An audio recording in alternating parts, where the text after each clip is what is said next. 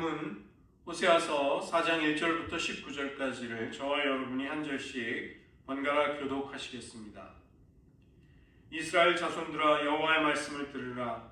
여호와께서 이 땅 주민과 논쟁하시나니 이 땅에는 진실도 없고 인애도 없고 하나님을 아는 지식도 없고 오직 저주와 속임과 살인자 도둑질과 가늠뿐이요 포악하여 피가 피를 뒤입니다. 그러므로 이 땅이 슬퍼하며 거기 사는 자와 들짐승과 공중에 나는 새가 다 쇠잔할 것이요 바다의 고기도 없어지리라. 그러나 어떤 사람이든지 다투지 말며 책망하지도 말라. 내 백성들이 제사장과 다투는 자처럼 되었음이니라. 너는 낮에 넘어지겠고 너와 함께 있는 선지자는 밤에 넘어지리라. 내가 네 어머니를 멸하리라. 내 백성이 지식이 없으므로 망하는도다. 네가 지식을 버렸으니 나도 너를 버려 내 제사장이 되지 못하게 할 것이요 네가 네 하나님의 율법을 잊었으니 나도 네 자녀들을 잊어버리리라. 그들은 번성할수록 내게 범죄하니 내가 그들의 영화를 변하여 욕이 되게 하리라. 그들이 내 백성의 속죄 제물을 먹고 그 마음을 그들의 죄악에 두는도다. 장차는 백성이나 제사장이나 동일합니다. 내가 그들의 행실대로 벌하며 그들의 행위대로 갚으리라. 그들이 먹어도 배부르지 아니하며 음행하여도 수요가 늘지 못하니 이는 여호와를 버리고 따르지 아니하였음이니라. 음행과 묵은 포도주와 새 포도주가 마음을 빼앗느니라. 내 백성이 나무에게 묻고 그 막대기는 그들에게 고하나니 이는 그들이 음란한 마음에 미혹되어 하나님을 버리고 음행하였음이니라. 그들이 산꼭대기에서 제사를 드리며 작은 산 위에서 분향하되 참나무와 버드나무와 상수리나무 아래에서 하니 이는 그 나무 그늘이 좋음이다. 이러므로 너희 딸들은 음행하며 너희 며느리들은 간음을 행하는도다. 너희 딸들이 음행하며 너희 며느리들이 간음하여도 내가 벌하지 아니하리니 이는 남자들도 창기와 함께 나가며 음부와 함께 희생을 드림이니라. 깨닫지 못하는 백성은 망하리라. 이스라엘아, 너는 음행하여도 유다는 죄를 범하지 못하게 할 것이다. 너희는 길갈로 가지 말며 벳아웬으로 올라가지 말며 여호와의 사심을 두고 맹세하지 말지어다. 이스라엘은 완강한 암소처럼 완강하니 이제 여호와께서 어린 양을 넓은 들에서 먹임같이 그들을 먹이시겠느냐. 에브라임이 우상과 연합하였으니 버려두라. 그들이 마시기를 다 하고는 이어서 음행하였으며 그들은 부끄러운 일을 좋아하느니라. 함께 읽겠습니다. 바람이 그 날개로 그를 쌌나니 그들이 그 재물로 말미암아 부끄러운 일을 당하리라. 아멘. 기도하시겠습니다. 하나님, 진실도 인애도 여호와를 아는 지식도 없어서 정작 하나님의 백성임에도 망해버렸던 이스라엘의 고통스러운 역사를 저희들 성찰하며 우리들 자신에게 적용할 수 있는 신앙과 믿음의 지혜를 허락하여 주시옵소서. 우리들 역시 하나님과의 살아있는 생생한 사랑의 관계를 끊임없이 추구해 나가지 않는다면 변질되고 타락하고 쇠망하며 약해질 것이 우리 앞에 있사오니 그 역사의 교훈, 그 어두움을 따라가지 않게 하시고 하나님의 백성답게 살아가게 도와주시옵소서. 모든 말씀 예수님의 이름으로 기도드립니다. 저희들 1장부터 3장까지를 살펴보았는데 하나님은 호세아와 고멜이라는 남편과 아내의 관계를 통해서 하나님이 이스라엘을 향해 가지신 그 찢어지는 아픈 마음, 끊임없이 음행하는 배우자를 둔 남편의 고통을 선지자에게 구체적으로 경험시킴으로써 자신의 영적인 아내이자 신부인 이스라엘이 자기를 끊임없이 배반하는 것에 대한 하나님의 아픈 마음, 그리고 그들을 포기하지 않는 하나님의 사랑을 보여주셨던 것이죠. 오늘부터 4장을 살펴보는데 4장부터 11장에 걸쳐서 정치와 종교의 영역에서 저질러지는 이스라엘의 배교를 하나님은 아주 구체적으로 고발하고 계시는 것입니다. 그 때문에 이 4장, 오늘 시작되는 4장부터 11장까지는 호세아서의 두 번째의 큰 단락이 되는 것입니다. 이스라엘의 우상 숭배는 일부 계층에 한정된 현상이 아니었습니다. 그리고 그들이 어쩌다가 실수로 조금 방심해서 저지른 죄악도 아니었던 것입니다. 오늘 1절부터 3절을 보시면 이것은 둘째 단락의 도입부에 해당이 되는 것입니다. 1절에 하나님은 이스라엘 백성들과 논쟁하시는데 이것은 법적인 용어로 고소한다는 히브리어 동사입니다. 하나님이 이제 이스라엘을 고소하시겠다고 말씀하는 것입니다. 하나님의 백성이라고 자처하는 이스라엘이 하나님을 아는 지식이 없어서 이제 법적인 심판에 떨어진다는 것이죠. 이스라엘 사람들에게 하나님의 말씀을 가르쳐야 할 사명과 책임이 있는 제사장들, 그들은 하나님을 잊어버리고 속죄의 제물, 자기들에게 돌아올 떡고물에만 마음을 두는 것입니다. 그 결과 이스라엘은 여호와와 바알을 구별조차 하지 못하는 혼합주의에 빠져드는 것이죠. 하나님은 이스라엘을 에무트, 진실도 없고 헤세드, 인애도 없고 다트 엘로힘, 하나님을 아는 지식도 없다, 이렇게 고발하시는 것입니다. 이 진실이라고 번역이 된 이 에메트는 신뢰에서부터 나오는 성실함입니다. 하박국 2장 4절에 하나님은 의인은 그의 믿음으로 말미암아 살리라, 이것이 에메트입니다. 의인은 그의 에메트로 살게 된다. 그래서 이 말은 믿음이라고도 번역이 되지만 신실함, 하나님을 향한 신실함, faithfulness, 그렇게도 번역이 되는 것이죠. 이 에메트를 가지고 있다는 것은 인애, 헤세드를 하나님께 받았기에 그 헤세드를, 그 인애와 인자와 사랑을 베푸는 삶으로 구체적으로 표현이 될 수 있는 것이죠. 그러나 지금 하나님 보시기에 이스라엘 안에는 인애가 없다는 것입니다. 그들에게서는 헤세드를 발견할 수가 없구나. 그 다음에 하나님을 아는 지식이라는 것은 출애굽으로부터 가나안에 정착하기까지 모든 구원의 역사 속에서, 그리고 하나님과 구체적으로 시내산 언약을 통해 맺은 하나님과의 관계 속에서 하나님이 어떠한 분이신가를 아는 인격적인 지식, 체험적인 지식을 말하는 것이죠. 이제 그것조차 없다는 것입니다. 이 하나님을 아는 지식을 통해서 이스라엘 백성들은 하나님과 친밀하고 사랑에 넘치는 관계를 맺고 그분의 백성으로 살아갈 수 있게 됩니다.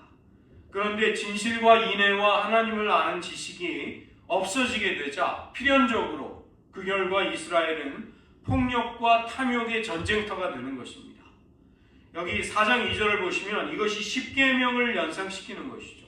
저주와 속임과 살인과 도둑질과 간음과 피 흘림이 하나님의 말씀이 있어야 할 이스라엘 백성들의 삶을 가득 채우고 있다는 것입니다.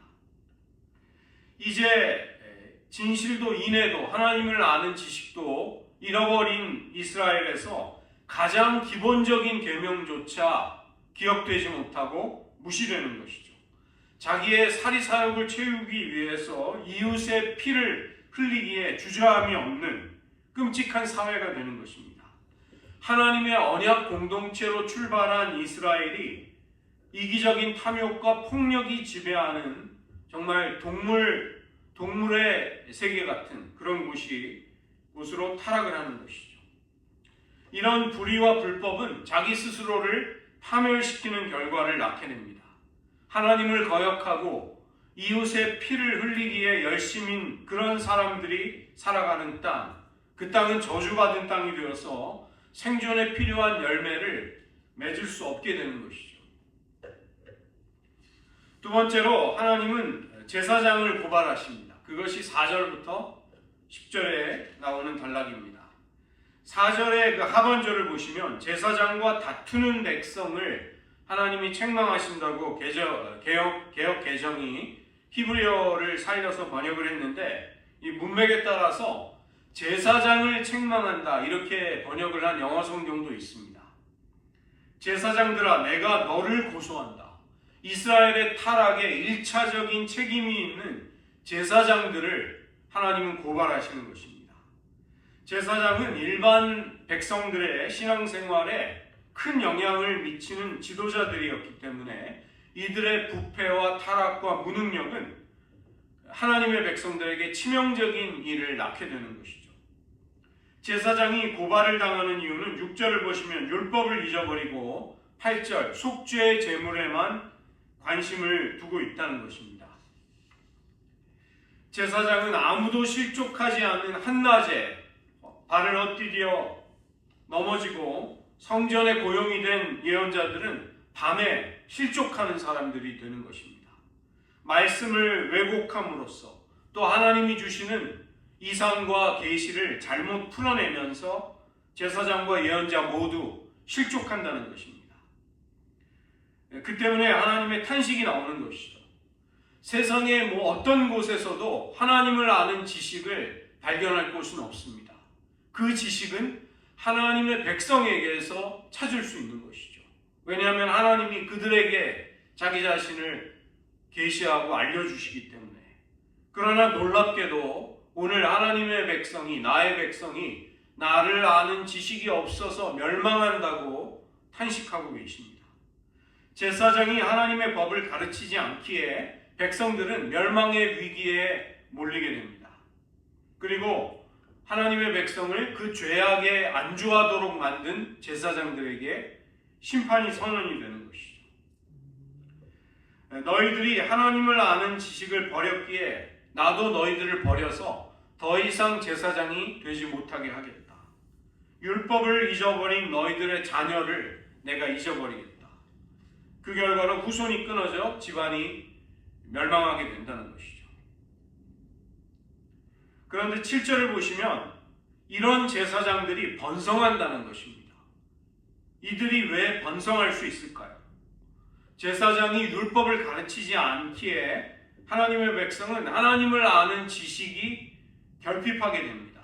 그 때문에 그들은 죄에서 벗어나지 못하고 죄 가운데 계속 살면서 속죄해야 할 일이 많아지는 것이죠. 그러면 양과 소를 끌고 성소를 찾기 때문에 그들의 그 제사를 처리해야 할 제사장들이 많이 필요하게 됩니다.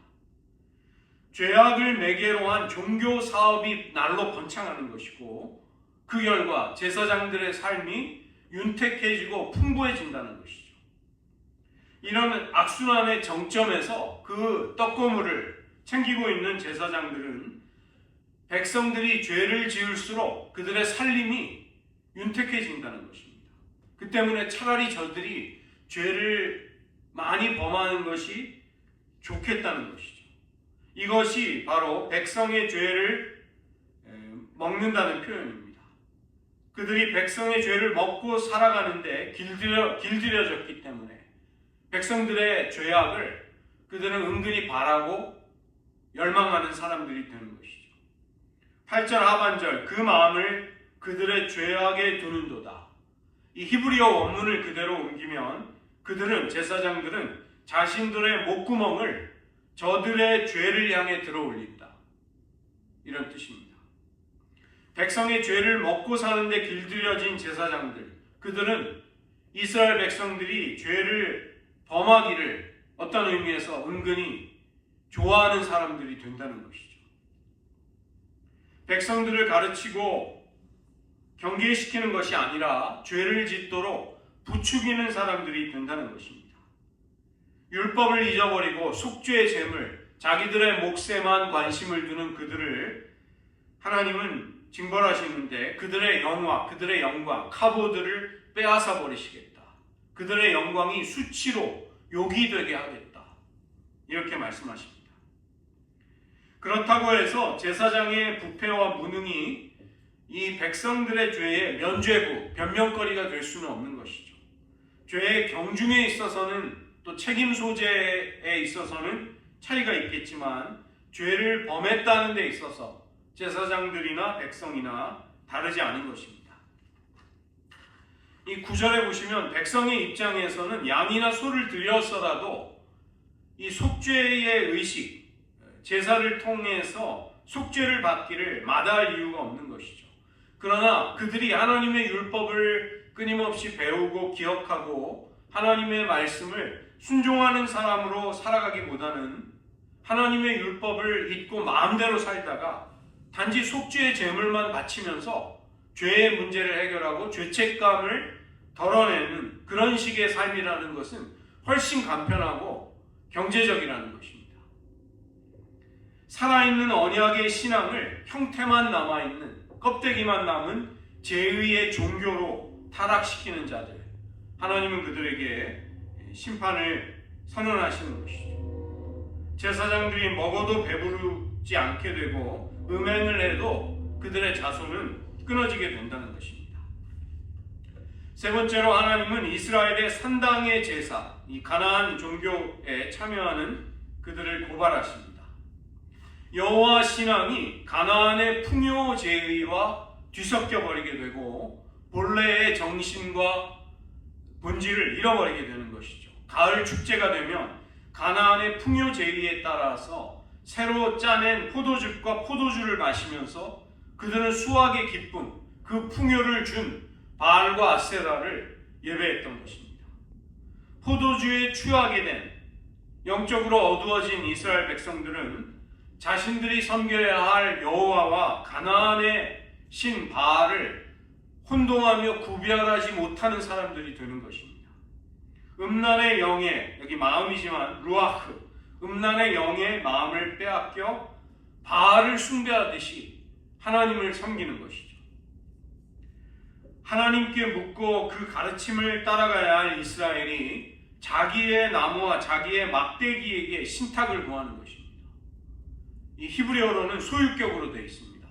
이스라엘은 자기 나무, 자기 막대기에게 묻는다. 그런 우상에게 신적인 권위를 부여하고 하나님의 뜻이 어디에 있는지를 우상들에게 묻는 사람들이 되는 것이죠. 제단 곁에 세워져 있는 아세라상, 드라빔, 또 던져서 신탁을 구하는 막대기 같은 제2 도구들을, 점치는 도구들을 그들은 사용하는 것입니다. 속죄의 제물에만 맛이 들린 제사장들은 백성이 죄를 짓기를 은근히 바라고 있고 하나님을 아는 지식이 없기 때문에 온합주의에 빠진 이스라엘 백성들은 가나안의 풍습 속에서 우상들에게 신탁을 구하고 있는 것이죠. 높은 산이나 언덕에서 이 풍요제의, 산당의 제사가 드려졌습니다. 그리고 그런 제사야말로 가나안의 타락한 문화와 종교가 하나님의 백성들 안으로 침투하는 통로였던 것입니다. 가나안의 종교에서는 잎이 무성한 참나무와 상수리 나무는 신령한 나무로 간주가 됐습니다. 버드나무는 하얀 꽃이 피워내는 향으로 유명했던 것이죠. 나무 그늘에 둘러앉은 그들은 음식을 나누며 가나안의 타락한 축제를 마음껏 즐겼던 것입니다.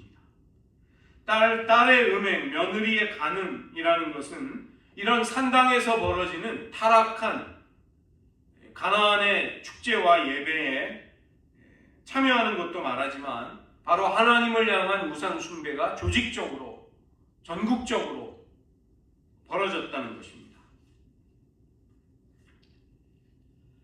제사장의 무지와 부패, 그리고 아버지와 시아버지의 음행이 그들의 보호와 감독 아래에 있는 딸과 며느리의 음행을 초래하고 낳게 되는 것이죠. 그렇게 되자 이스라엘에게는 멸망이 결코 피할 수 없는 그들에게 놓여있는 운명이 되어버린 것입니다. 15절에 보시면 예언자 호세아는 유다를 이스라엘로부터 분리시켜서 남유다만이라도 죄를 짓지 말라고 권면하고 있습니다. 이제 북이스라엘의 음행이 한계를, 하나님의 인내를 넘어섰다는 것입니다. 상황은 절망적이지만 예언자는 포기하지 않고 다시 한번 하나님의 백성들에게서 그 음행에서 발을 멀리하라고 권면하고 있는 것이죠. 파국을 초래한 이스라엘의 그 완악함, 그들에게 어떤 치욕과 심판이 오게 될 것을 하나님은 말씀하십니다. 이스라엘은 우상 숭배에서 떠나라는 예언자의 경고를 거절하면서 고집이 센 암소처럼 하나님께 돌이키지 않고 지금 가고 있는 그릇된 길, 어그러진 길을 계속 고집하는 것이죠. 그들의 고집은 나름대로 이유가 있었던 것입니다. 그들은 놀랍게도 자기들이 목자 여호와의 인도를 받고 있는 양떼라고 자신들의 정체성을 고집센 암소가 아닌 여호와의 양떼라고 생각하고 착각하였습니다. 그러나 우상과 연합했으면서도 하나님의 인도와 보호를 받고 있다고 생각하는 이스라엘, 그들은 무지와 회개치 않는 그 완고한 심령 속에서 이제 죽게 되는 것밖에는 남은 일이 없게 된 것이죠. 제의적으로 벌어지는 타락한 가나안의 우상 숭배 속에서 신앙적이고 또 윤리적인 음행을 즐기고, 하나님은 이제 그들을 그렇게 내버려 두시는 것으로 심판하시는 것입니다. 하나님은 타락의 중심에 책임이 있는 제사장들, 그리고 음란의 영에 미혹이 된 바알 숭배와 산당의 제의에 빠진 백성들의 죄상을 낱낱이 고발하고 계십니다. 내가 왜 그들을 버렸다고 선언하겠는가? 하나님은 이 재판에 고소인이시면서 동시에 재판장이 되셔서 패역한 이스라엘을 신문하고 계시는 것이죠. 너희들에게는 언약을 유지하는 데 필요한 진실과 인애와 하나님을 아는, 나를 아는 지식이 없구나. 그 때문에 너희들의 사회와 공동체는 거짓과 힘의 논리, 속임과 포악함으로 가득한 끔찍한 곳이 되었다. 그것이 하나님의 선고인 것입니다. 우리들이 영적으로 어떻게 안전할 수 있는가? 우리가 회심한 순간을 떠올리는 것이 아니라는 것입니다. 회심 이후에 계속해서 우리가 하나님을 사랑하면서 어떤 열매를 맺으며 살아가는가에 우리의 영적인 건강함이, 안전함이 거기에 있는 것이죠. 추수의 계절에 내가 어떤 열매를 하나님께 바치는가 보다 내 자신이, 우리 자신이 하나님 앞에 어떤 나무가 되어 있는가, 우리는 그것을 살펴볼 줄 알아야 하겠습니다. 이스라엘은 하나님과의 언약의 관계를 유지하는 데 꼭 필요한 진실과 인애와 하나님을 아는 지식을 버려버렸습니다. 그 결과 그들의 사회 속에는 저주와 속임과 살인과 도둑질, 간음과 피 흘림이 가득해진 것입니다. 하나님을 떠난 인간은 서로가 서로를 파괴하기 시작하는 것이죠. 그렇게 되자 땅조차 그들을 외면하게 됩니다. 억울하게 사람을 죽인 무죄한 사람의 피가 흘려지고 악행이 쌓여가는 땅, 그 땅은 거주하는 사람들을 토해내는 저주받은 땅이 되는 것이죠. 기근과 흉년이 찾아오고 생태계 전체가 고통을 당하게 됩니다. 이제 하나님은 땅을 통해서도 하나님의 백성을 버리시겠다고 말씀하시는 것이죠. 이처럼 하나님과 인간과 땅은 서로 연결이 되어서 영적인 생태계를 이루는 것입니다.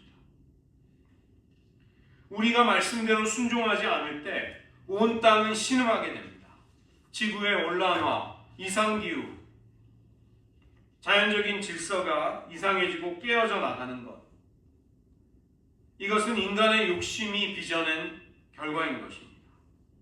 행복하게 살아가야 할 삶의 터전은 우리의 악행과 욕심과 전쟁으로 인해 피가 흘려지고 저주를 받은 땅이 되는 것이죠. 하나님이 그들을 버리게 된 또 하나의 이유는 제사장들이 지식을 버린 것입니다. 백성들을 의의 길로 인도해야 할 제사장들, 그들은 부와 권력에 자기들에게 돌아올 이익에 눈멀어 죄를 조장하는 것이죠. 아무도 넘어지지 않는 대낮에조차 넘어질 만큼 나태하고 오만한 사람들, 사욕을 채우는 사람들이 되는 것입니다. 백성의 탐욕을 눈감아주는 지도자의 악행과 독선, 양심을 버린 비윤리적인 일들을 또 역시 눈감아주는 백성, 이들은 서로가 서로를 도와주며 공생하고 있는 것이죠. 하나님은 이들을 진노하시는 것입니다. 하나님을 향한 두려움이 없다면 지도자, 리더십을 취해서는 안 되는 것입니다. 경외심이 없는 자가 권력을 가지게 되면 자기뿐만이 아니라 함께 더불어 살아가는 사람들, 온 세상을 파멸로 데리고 가게 됩니다. 우리가 지금 한국을 보면서 염려와 근심과 정말 답답한 마음이 들 때가 많이 있습니다. 하나님의 백성들의 회개하지 않는 완악함에 대해서 하나님은 악한 자들, 경외심이 없는 자들이 권력을 얻어 패역한 일들을 거리낌이 없이 저지르게 하시는 것이죠. 이처럼 악한 지도자들은 그 시대를 향한 하나님의 심판의 도구가 되는 것입니다.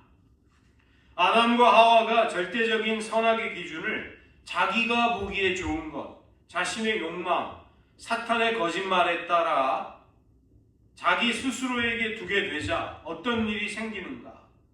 곧바로 낙원을 상실하게 됩니다.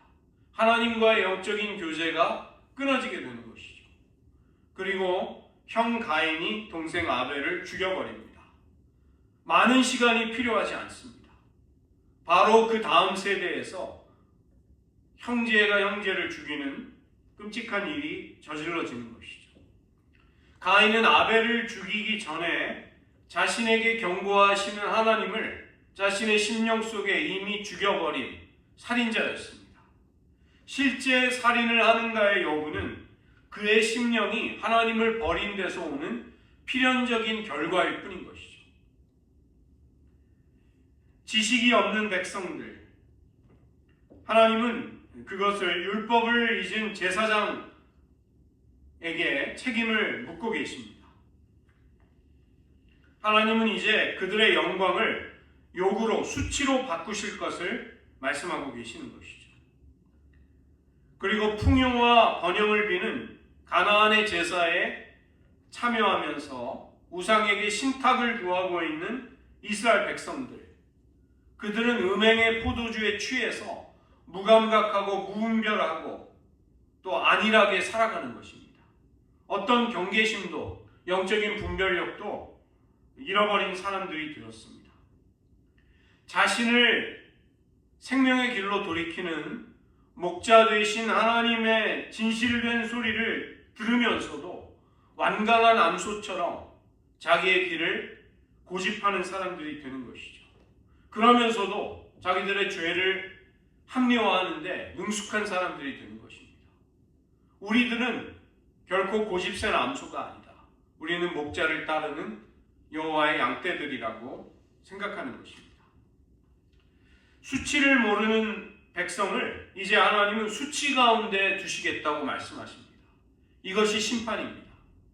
하나님은 억지로 무리한 조치를 가지고 하나님의 백성을 어려움 속에 밀어넣는 그런 분이 아니시라는 것입니다. 이스라엘은 바알에게 풍요를 비는 제의에 참석하며 먹고 마시고 즐기고 있는 것이죠. 나무와 막대기에 주수를 행하고 산 위에서 우상에게 제물을 바치고 나무 아래에서는 음란한 음행에 동참하였습니다. 그들은 하나님의 경고를 무시하고 고집이 센 암소처럼 자기의 길을 갔던 것입니다. 이런 자기 도취, 위선, 어리석음 속에 그들은 버림을 받게 되는 것이죠. 하나님을 아는 지식이 없을 때 하나님의 백성이라 할지라도 멸망하게 됩니다. 모든 죄는 거기에서부터 시작이 되는 것이죠. 완강한 마음으로 고집을 부리면서 돌이키라는 목자의 음성을 끝내 외면하고 회개하기만 한다면 살 수 있는 골든타임, 그 기회를 그들은 놓쳐버리게 됩니다.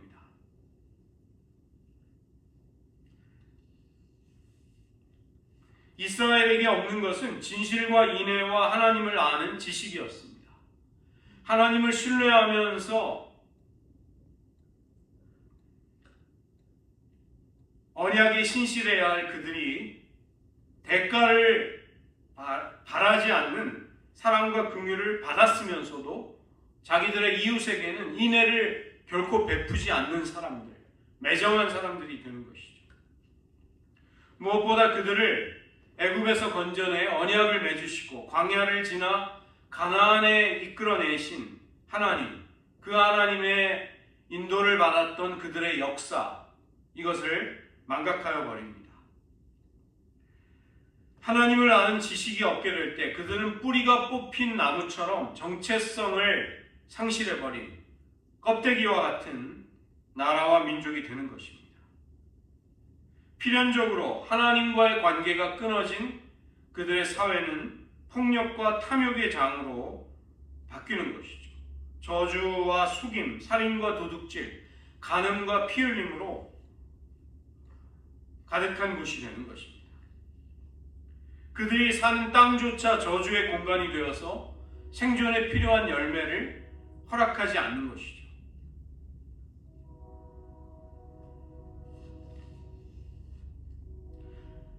그런 그들에게 하나님이 가만히 계실 리 없게 된 것입니다.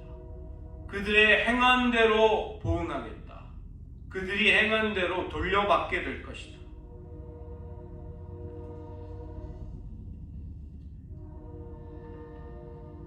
하나님은 경고하실지라도 듣지 않는 그들을 음행 가운데 버려두심으로써 심판하시는 것입니다. 그 상실한 마음대로 내버려 두셔서 그 어두운 심령에 상응하는 부끄러움을 당하게 하겠다. 이것이 그들에게 찾아온 보응이었던 것입니다. 이 시간 저희들 함께 기도할 때에 하나님이 자신의 언약 백성에게서 정의와 공의, 인애와 진리를 찾으신다는 것을 우리는 떠올려야 하겠습니다. 하나님의 성품과 행하심이 그 특성이 바로 하나님의 인애와 신실하심입니다. 하나님은 이것을 자기 백성에게도 찾고 계시는 것이죠. 그리고 그 기초에 있어야 할 것이 바로 하나님을 아는 지식입니다. 다트 엘로힘. 하나님을 알지 못할 때 바알에게 경배하는 우상 숭배가 나오게 됩니다. 하나님을 알지 못하는 사회, 그런 공동체에는 저주와 속임과 피 흘림과 폭력으로 가득 차게 되는 것입니다. 하나님을 아는 지식이 하나님의 백성들에게서 사라지자 피조세계 전체는 신음하고 탄식하며 쇠하여가는 것이죠. 두 번째로 제사장과 예언자들이 타락하자 이스라엘 백성들은 더 많은 속죄 제사를 드리게 됩니다. 놀랍게도 백성들을 영적으로 이끌지 못하는 제사장들이 번성하는 일이 생기는 것입니다. 그들은 경제적인 윤택함을 누리며 죄의 열매를 달콤하게 취하게 됩니다. 이스라엘 백성들의 마음은 음행과 묵은 포도주와 새 포도주로 가득 차게 되는 것이죠. 풍요와 행복과 즐거움을 얻기 위해서라면 여기저기 기웃대면서 그것이 어떤 신이든지 어떤 우상이든지 상관없이 경배하고 예배하게 되는 것입니다. 현실을 직시하고 내면의 모습을 성찰한다는 것이 불가능해지게 됩니다. 이 나무 저 막대기에게 하나님의 뜻을 묻고 여기저기 가서 점치고 아무에게서나 신탁의 예언을 들으려고 하는 것이죠. 높은 산과 산꼭대기의 처소, 푸른 나무 그늘 아래마다 우상에게 경배하고 분향하고 음행하는 끔찍한 일이 벌어지지만 누구도 그것을 두려워하거나 염려하지 않게 됩니다. 4장 15절 벳아웬은 죄악의 집이라는 뜻입니다. 이 지명은 베델을 가리키는 것이죠. 하나님의 집 베델이 벳아웬, 죄악의 집이 된 것입니다. 야곱이 하나님께 단을 쌓으면서 하나님을 섬겼던 곳이 베델이었습니다. 그러나 북이스라엘의 여로보암 왕은 베델에 금송아지를 세움으로써 우상 숭배의 중심지를 만들어버립니다. 길갈은 여호수아의 가나안 정복과 관련이 된 곳이죠. 이스라엘의 수치를 굴러가게 한 곳입니다. 그러나 길갈과 베델 모두 이스라엘의 조상들의 순종과 헌신을 상징하는 곳이고 기념하는 곳이지 그 시절의 은혜, 그 뜨거운 하나님을 향한 사랑을 간직해 두었다가 꺼내어 쓸 수 있는 저장소가 아니라는 것입니다. 금고가 아니라는 것입니다. 심지어 하나님의 언약궤조차 이스라엘이 하나님을 경외하지 않으며 전쟁에서 승리하기 위한 수단으로 가져갔을 때 블레셋에게 빼앗기는 나무 상자가 되어버리는 것이죠. 진실과 인애와 하나님을 아는 지식으로 하나님이 어떠한 분인가를 매 순간 알아가고 사랑의 관계 속에서 살아가지 못할 때 언약 백성이 된 우리들은 하나님의 거룩하심과 선함을 드러내지 못하는 사람들이 되는 것입니다. 오늘날 우리가 보고 있는 교회의 실패, 교회가 가지고 있는 한계와 무력함도 오늘 말씀 속에 이스라엘의 영적인 상태와 함께 거기에 비추어 우리는 고민해 보아야 할 것입니다. 교회는 그리스도의 복음을 가지고 있음에도 불구하고 그 복음의 영광을 드러내지 못할 때 불신 영혼을 설득하지 못하게 됩니다. 우리가 겪고 있는 심각한 위기가 바로 여기에 맞닿아 있는 것입니다. 4장 16절에서 호세아 선지자는 완강한 암소와 어린 양을 생생한 대조되는 이미지로 우리들에게 보여주고 있는 것이죠. 자신을 이끄는 주인의 말을 고집스럽게 듣지 않으면서 움직이려 하지 않고 주인이 가라는 대로 가기를 거부하는 강팍한 암소. 그 반면에 그 옆에는 목자가 이끄는 대로 순종함으로써 넓은 들에서 풀을 뜯을 수 있는 어린 양이 있는 것이죠. 지금 우리 시대의 교회 또 우리의 심령이 과연 어느 쪽에 속해 있는지를 우리는 오늘 하나님 앞에 정직하게 살펴보아야만 하겠습니다. 4장 17절 하나님은 에브라임이 우상과 연합했으니 내버려두라고 하십니다. 우리는 끊임없이 하나님과 연합하고 교제하는 그런 하나님의 사람들이 되기를 힘써야 하겠습니다. 그냥 많은 수의 제사장들이 있고 온갖 장소에서 드리는 제사와 속죄의 제물이 있기만 하면 그것으로 되는 것 아닌가? 지금 누리는 풍요와 행복은 우리의 영광이 아닌가? 이렇게 자기 만족에 머물러 있을 수 없다고 호세아 선지자는 우리를 일깨우게 됩니다. 4장 19절 바람이 날개로 너희들을 에워싸가리라. 하나님을 버린 채 우상을 섬기고 온갖 타락한 풍요에 만족하고 있던 북이스라엘을 심판의 바람은 순식간에 에워싸서 수치와 저주의 땅으로 끌고 갈 것입니다. 그토록 많이 열심히 드리던 제물, 잘못된 예배, 진실과 인애와 하나님을 아는 지식이 없이 그럴듯한 모습으로 이루어지던 종교 생활, 이것이 순식간에 소멸될 날이 온다는 것입니다. 이 시간 간구하기를 원합니다. 하나님, 우리들과 우리의 자녀들이 하나님을 아는 지식이 없어 망하는 백성이 되지 않게 하소서.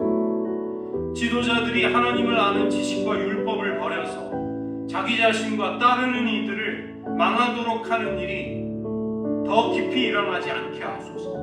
음란한 영에 미혹되어 하나님을 버리고 하나님이 아닌 것과 연합하는 이 시대 타락한 종교의 흐름에 우리가 휩쓸려 떠내려가지 않게 하소서. 깨닫지 못하는 백성, 완고하여 주인의 인도를 거절하면서 강팍하게 자기의 고집대로 가는 암소와 같은 그런 강팍함을 우리들에게서 거두어 주시기를 구하면서 주님 온유하게 쉽게 주님께 순종할 수 있는 목자 되신 주님의 인도를 즐거이 따르는 하나님의 양떼로 삼아 주시옵소서. 이 시간 우리 자신과 이 시대 교회를 위해서 잠시 기도하시겠습니다.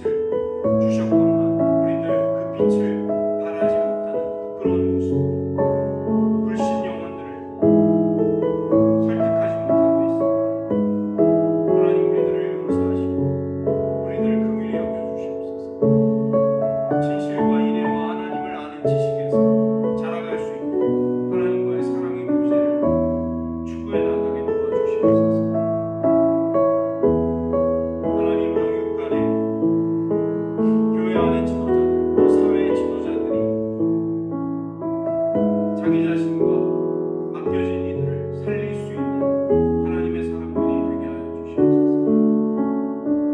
음란한 영에 미혹되어 하나님과 연합하는 대신 온갖 하나님 아닌 우상들 이 땅에 풍요와 연합해버린 우리들의 부끄러운 모습 하나님 불쌍히 여겨주시고 다시 한번 우리들의 소망을 불러일으켜 주시옵소서. 우리들의 강팍한 심령 깨트려 주시옵소서.